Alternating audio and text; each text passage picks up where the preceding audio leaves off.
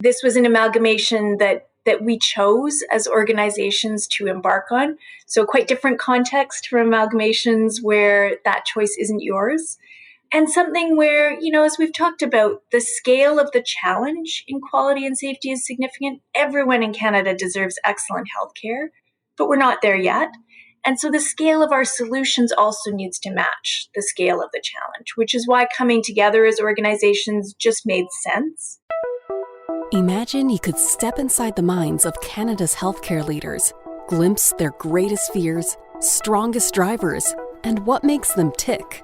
Welcome to Healthcare Changemakers, a podcast where we talk to leaders about the joys and challenges of driving change and working with partners to create the safest healthcare system. Welcome to Healthcare Changemakers, a podcast from HEROC. I'm Ellen Gardner with Philip D'Souza. Our guest today, Jennifer Zelmer, is the newly appointed CEO of the organization formed through the amalgamation of the Canadian Foundation for Healthcare Improvement and the Canadian Patient Safety Institute. It's called Healthcare Excellence Canada, and we were fortunate to speak with Jennifer on the exact day the organization officially opened its doors, March 3. Jennifer did her undergraduate degree in Health Information Science at the University of Victoria and did several work terms in India, Australia, Denmark, and Canada. Those experiences awoke her interest in healthcare transformation, and since then she's been dedicated to finding ways of making care not just better and safer, but how to scale those improvements so everyone can benefit. Jennifer joined the Canadian Foundation for Healthcare Improvement as President and CEO in 2018 and was previously President of the Azimuth Health Group. Although they didn't plan to bring the two organizations together in the midst of a pandemic, Jennifer is excited by the possibilities. Amalgamation is a process, not a journey, she says, and she knows change won't happen in a day. But she's dedicated to leading the organization in helping shift the conversation in healthcare in some simple and profound ways. It starts with asking not what's the matter with you, but what matters to you. I want to start by asking you, who were your professional role models when you were growing up? Such an interesting question because I was lucky. We moved around a lot when I was young, so I got to meet lots of different people. So obviously family were professional role models given the work that they did. Someone else who was really a special mentor to me growing up was a man named Meyer Horowitz, who was my mom's boss at the time. He was the president of the University of Alberta, and I used to go to my mom's office after school. And, he was the president of the university, but he was never too busy. When, a little kid came around, he would proudly display, the pottery I'd made. And even to this day, he sends personal notes. And I know I'm not the only one, he does them too. Anytime something special happens in your life or, something's going on, he always reaches out. So a really special person. Were you living in Edmonton at the time? I was when I knew him, yes. But earlier on, we'd moved around a fair bit when I was a kid. So I got to know people in all sorts of different places. You've held an impressive number of positions in healthcare organizations that are really focused on healthcare transformation. Canada Health Infoway, the Canadian Institute for Health Information, the Canadian Foundation for Healthcare Improvement. What is it that attracted you to this work? I think fundamentally at the core, it started with seeing people's experiences of healthcare. Seeing growing up different family members who had different experiences and seeing the possibilities for doing things differently. And so looking for opportunities for where were some of those levers of change and how could you put them together to make transformation happen? Was this an area that you'd studied in school? How did you find your way to this line of work? I did actually do my undergrad in health information science, so definitely included questions about opportunities for making care better and also making health better, broader population health questions. So definitely had that exposure. I'd also had some exposure as a younger kid. Both my parents worked vaguely in the health sector. My dad more in education than in health. So I'd had some exposure as a child to the sector as well. What work were your parents doing? Well, mom was a nurse and then taught nursing in university and then went into university admin. Dad did all sorts of things. He was an educator by training, including a lot of work internationally. So in different contexts, in different environments. Did you see other parts of the world through his work?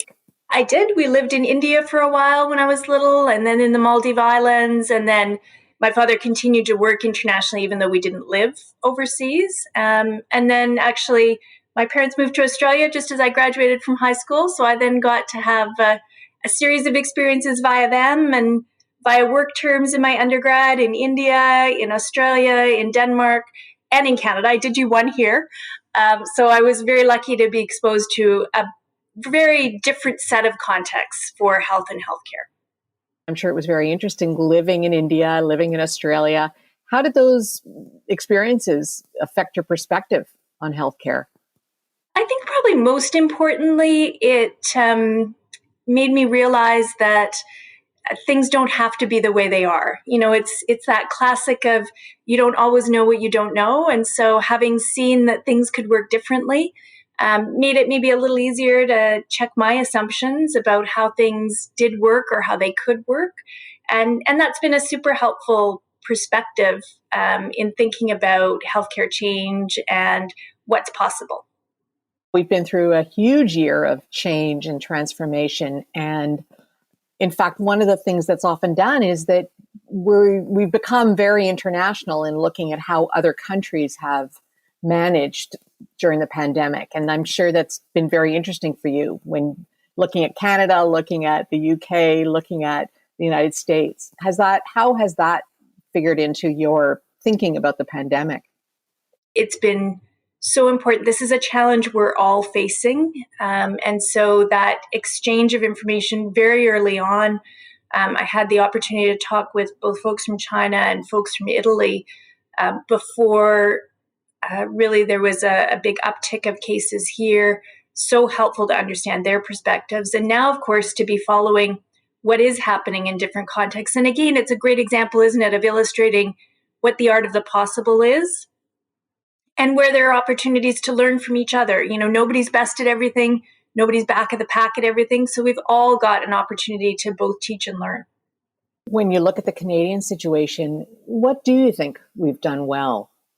I think there's a number of things that we've done well, but interestingly, the situation in Canada, it's not one size fits all, is it? And so the pandemic situation is actually so different in different parts of the country. You know, I was talking with someone yesterday who lives in the north, and their experience has been fundamentally different than my friends in downtown Toronto. So I think even within the country, it actually reflects back on what I was saying earlier, that, you know, this is a situation where there are a lot of learnings across. You know, I think there are communities that have done an amazing job from a public health perspective, and there are things to learn from that, even in terms of preparedness in advance. So, you know, some of the work that we've been doing in long-term care highlighted for us that even well pre-pandemic, there were some communities that were doing tabletop outbreak exercises so that long-term care facilities and public health and other stakeholders in the health sector in those communities had pre-planned should a major outbreak happen. And so they were just in a different situation. So we need to learn from some of those preparedness pieces as well as from the response during the pandemic. Last year, you were named CEO of a new organization formed through the amalgamation of the Canadian Foundation for Healthcare Improvement and the Canadian Patient Safety Institute. How did you feel about overseeing the coming together of two distinct and connected organizations, each with their own unique culture? I mean, super fortunate to have the opportunity. This was an amalgamation that we chose as organizations to embark on. So quite different context from amalgamations where that choice isn't yours. And something where, you know, as we've talked about, the scale of the challenge in quality and safety is significant. Everyone in Canada deserves excellent healthcare, but we're not there yet. And so the scale of our solutions also needs to match the scale of the challenge, which is why coming together as organizations just made sense. I'm not sure anyone would have voluntarily chosen to undertake this kind of work in the middle of a pandemic, but obviously we didn't know that was what was going to happen when we started down this path. And so it's definitely been a journey. Amalgamation is not an event. It is a series of things that you need to do over time and a series of steps to take. But I feel so fortunate to be working with the people I am, both within the organization and outside, as we go through this journey. Both organizations do have, as you say, that strong history of focusing on safety and quality. And there's been amazing progress, but it's a long and it's difficult journey. And in fact, I remember last year on World Patient Safety Day, Chris Power told us that patient harm still results in 28,000 deaths per year in Canada. So that's a daunting statistic. I mean, when you think about that, what still needs to happen to change that pattern? Super important question. And I think, as with all major transformation, the answer is never one thing. As an organization, we're in the middle of developing our new strategy, and we've been thinking really about 4 paths that are important going forward.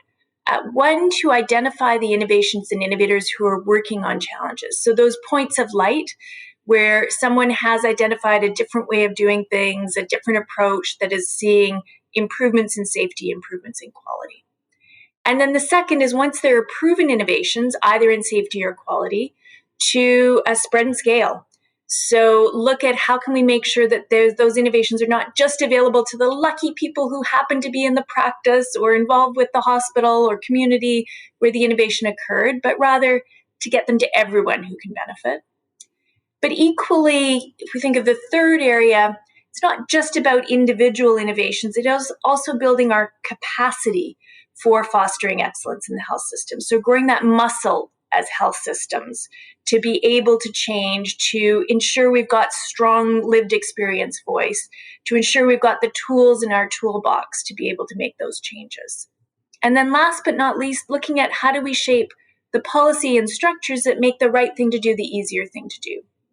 And so whether that's work around anti-racism or work around different approaches within the health sector, value-based healthcare, a number of different areas that really make that glide path easier for local teams who are doing improvement work. So those are the 4 areas we're concentrating on right now. And there's obviously plenty of work to be doing in each, and they're very interrelated as well. Well, one of the boldest steps taken by CPSI was bringing patients into the conversation. And we certainly know now that successful and safe care does hinge on knowing what patients need and what they're experiencing. And certainly some studies have shown the benefits of that, how important it is, but some, even those that were done when you were at Azimuth Health Group, have found that patient-centered care is still in many ways an elusive goal. Why do you think that is? I do think that there is fundamental work to do in shifting a conversation from just what's the matter with you to what matters to you. And that shift in conversation sounds like it's just a few words, but it's actually quite profound in terms of the ways that we shape health systems, the ways that we shape healthcare, and the outcomes that those systems have. So I think that's not something that's going to change overnight. As a former colleague of mine would have said, it didn't happen in a day. It's not going to change in a day. But that's important work that we need to do collectively to really refocus where we're at. And some of that is refocusing we need to do in the pandemic context too, even around things like essential care partners and their ability to be present with patients, with residents as they're going through their care journey right now.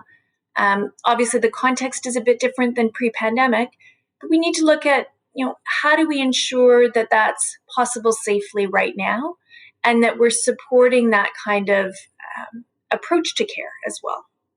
How big a role do you think culture plays in patient safety? Culture is fundamental to patient safety. It influences the structures, the processes, the environments, the relationships, the interactions, all of those things that we know matter to safety. So it is very hard to have a safe environment without a culture that enables and supports safety. Do you think about it in the same terms as mandatory reporting, that this is something that needs to fall within the culture of patient safety? What are your feelings about mandatory reporting? I think mandatory reporting can be a tool. Like other tools, it's a tool that needs to go as part of a broader intervention strategy. If you have mandatory reporting and then you don't have action on that mandatory reporting, it's not going to be that helpful. So we need to think about what are all the pieces of the puzzle that need to come together to make a difference. It's never just one thing.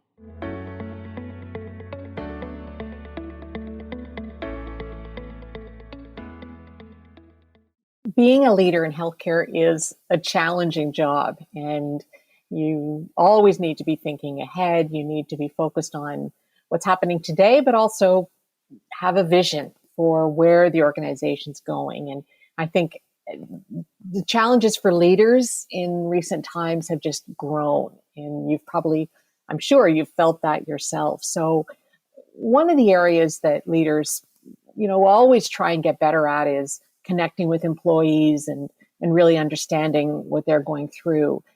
Has your approach to connecting with employees evolved since COVID-19?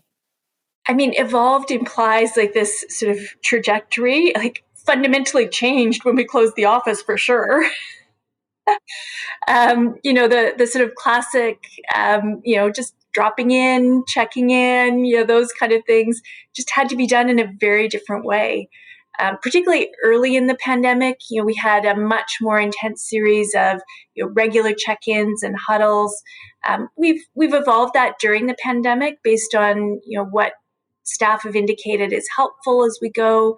But it's also a different environment, right? So how do you find that balance between conversations that you might normally have had in a more casual versus more formal context, and they're now all happening from my living room via Teams or via phone. So absolutely, there's had to be that adjustment just in terms of the how, but also I think in terms of the nature of the conversations that our work lives and our personal lives have become so much more entwined during the pandemic. I've now met a whole bunch of people's kids and pets who I hadn't met before. I know much more about some of the pressures that people are facing outside of work and how that's interacting with their work and their ability to work in ways that we used to. We've tried to bring in as much flexibility as we could during that time. But the need for that connection has never been more clear. There's absolutely no substitute for just spending that time to be able to connect, even if we're connecting in different ways. We had to figure it out pretty quickly, as you say. And do you feel now that, if people are used to it, that things have gotten easier? Some things certainly have. We've developed new ways of doing some things. We've all gotten more experience. No longer is anybody, trying to figure out Zoom, I don't think, in this world anymore. Although there's certainly still plenty of times when I got caught on mute. So I haven't fully figured, some of the mechanics out yet. But, less mechanically, more in terms of, the meaningful interactions. I think it's still a work in progress.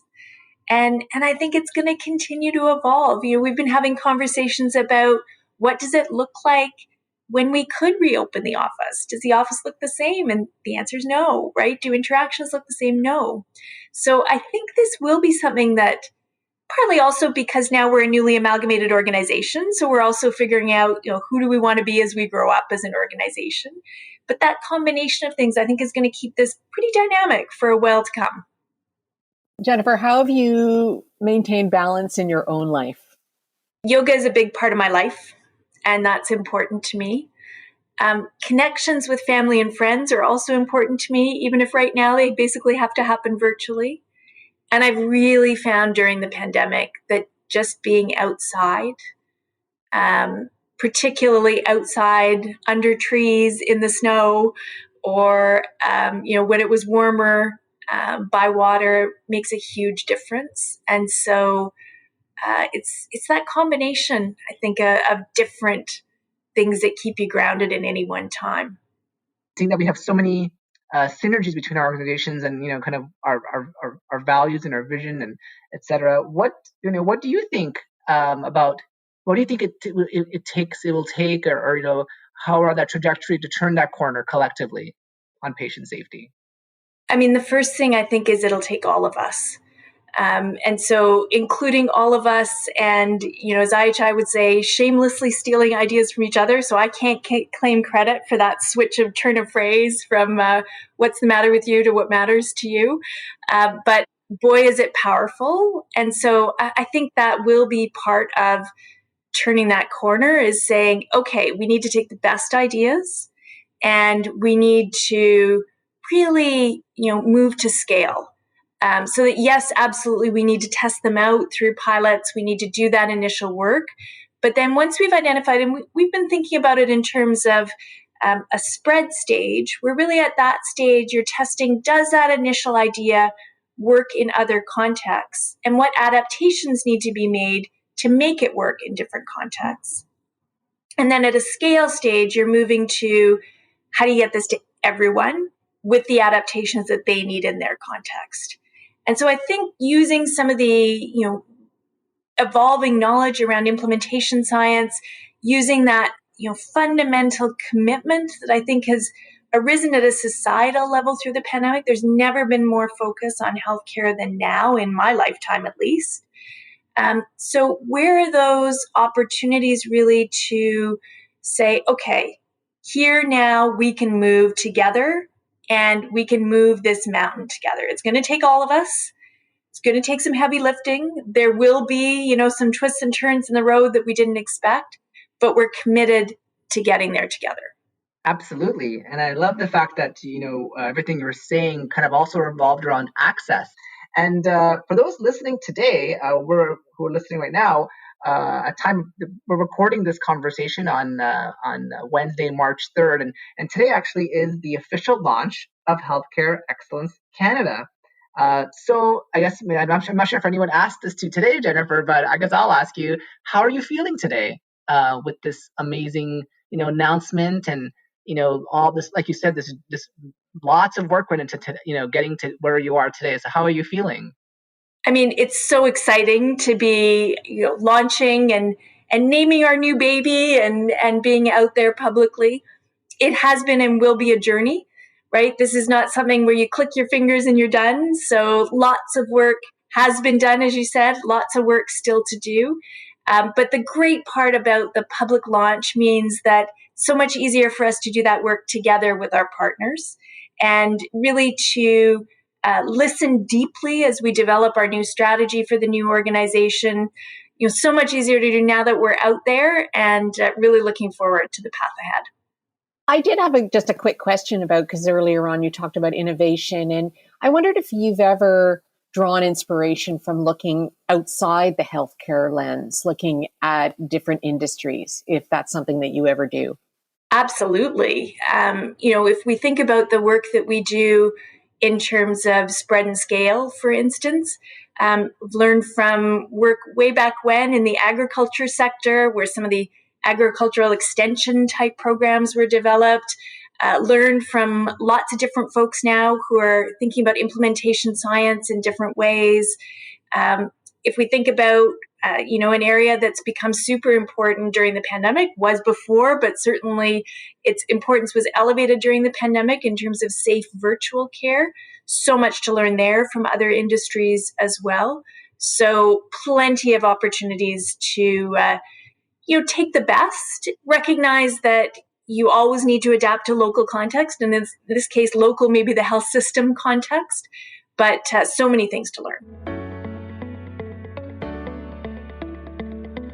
You've probably heard our lightning round before. I think you might know how it works, but I just throw a couple of quick questions at you and just tell me what comes into your mind. So the first thing is, what are you reading right now?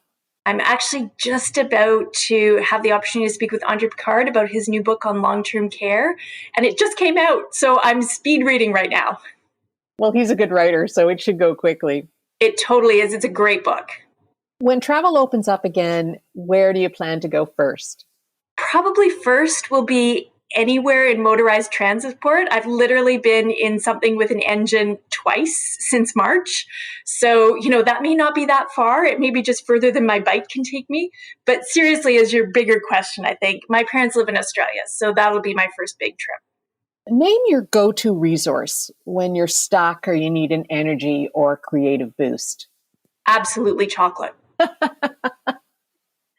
That's great. I can relate to that. What's your best habit, Jennifer? I've gotten a habit over the last few years of starting every day with a yoga practice, and it makes a big difference in my life. What's one thing you've learned or a skill that you've honed in 2020?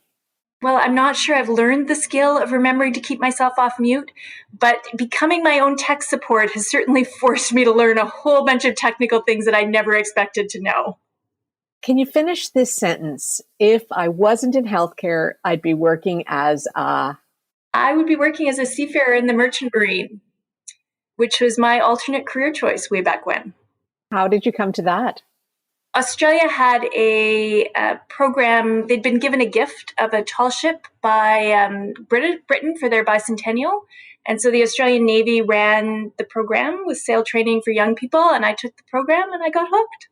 So I spent a fair bit of time at sea, actually going back and forth between health policy and the Merchant Marine, which was not maybe the most obvious combination, and clearly health policy won. For a very brief period of my life, actually partly when I was sailing and there was a high school on board, I was a guidance counselor. And, at that time, people would always ask me, so, what do you want to be afterwards? How are you helping students to figure out what they want to be?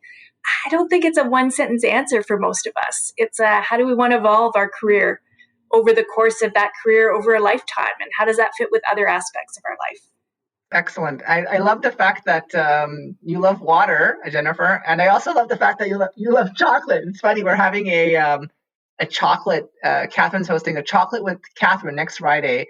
We were trying to like commemorate our 1 year, of sadly, being a virtual organization, and we were like, it's not really something we should be celebrating, but like if there's anything to commemorate and to bring us all together, it's definitely chocolate. So every staff member is getting a chocolate kit, and we're going to have a chocolate tasting with a chocolate connoisseur next Friday. So all the staff is eagerly looking forward to that. Oh my goodness, I totally need to steal that idea. That sounds amazing. It's been such a pleasure talking to you, Jennifer, especially today, an exciting day in your life, an exciting day in the new organization. And we really just want to wish you all the best, that we're going to be watching and we want to really actively participate with you in it. Fantastic. I hope you'll join us, and I hope many, many people will too. Thank you for listening. You can hear more episodes of Healthcare Changemakers on our website, heroc.com, and on your favorite podcasting apps. If you like what you hear, please rate us or post a review. Healthcare Changemakers is recorded by Heroc's communications and marketing team and produced by Podfly Productions. Follow us on Twitter at Heroc Group or email us at communications@heroc.com. We'd love to hear from you.